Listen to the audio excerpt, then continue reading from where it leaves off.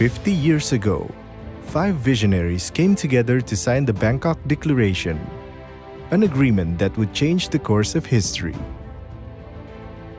To ensure peace, prosperity, and harmony, the founding fathers of ASEAN laid the foundation for a community based on shared values. Who were they? Malik, Foreign Minister of Indonesia. Tun Abdul Razak, Deputy Prime Minister of Malaysia. Narciso Ramos, Foreign Affairs Secretary of the Philippines. Rajaratnam, Foreign Minister of Singapore. And Tanat Koman, Foreign Minister of Thailand.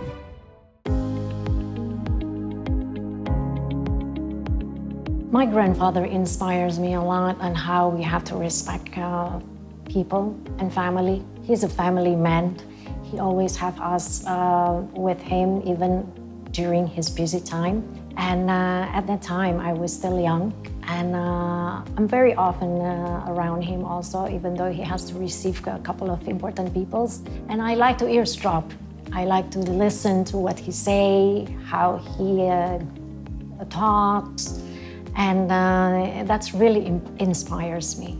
If my grandfather was still here, he would be very, very pleased on the progress of ASEAN, what it has accomplished and has achieved. His vision for ASEAN, it was for peace, for economic growth, for cultural development. This was his vision for ASEAN.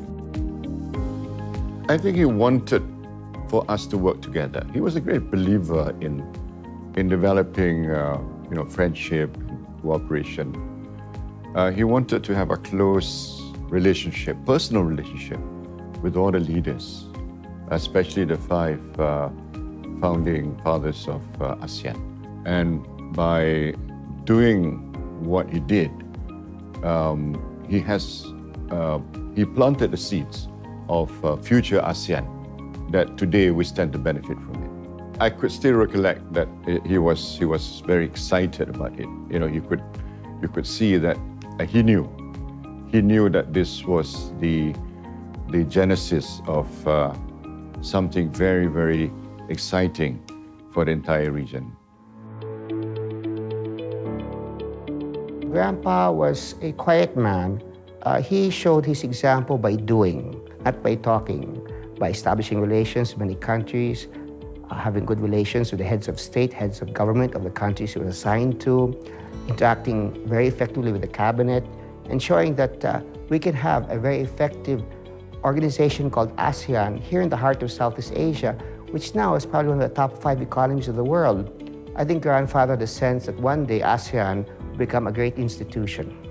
I think what Mr. Ramos sees for the Philippines, he sees at a greater level for ASEAN, an independent gathering of 10 nations interacting economically and proving that Southeast Asians can be the best in the world as an independent economy.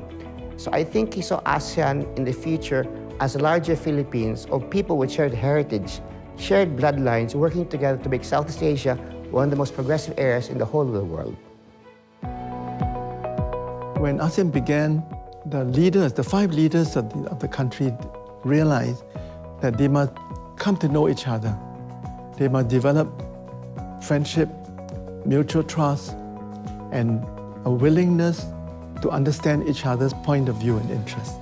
And I saw for myself at the UN how, over time, the 5 ASEAN foreign ministers became really close friends and trusted one another. So the ASEAN journey succeeded partly because these remarkable people who hardly knew each other at the beginning became friends, became allies, and became partners devoted to that vision. If Mr. Rajaratnam were alive today, he would be so happy with the success of ASEAN.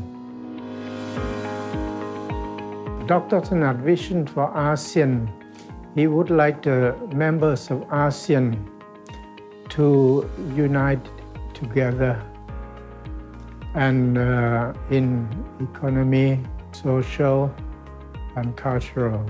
So Dr. Tanat, he was quite busy. I Mostly, I observe his movement, his thinking about ASEAN, that he would like the people in this region to be happy, to be safe, and to be strong. He would like to see the ASEAN getting stronger, and the people in this area be more, have a lot of freedom, independence, and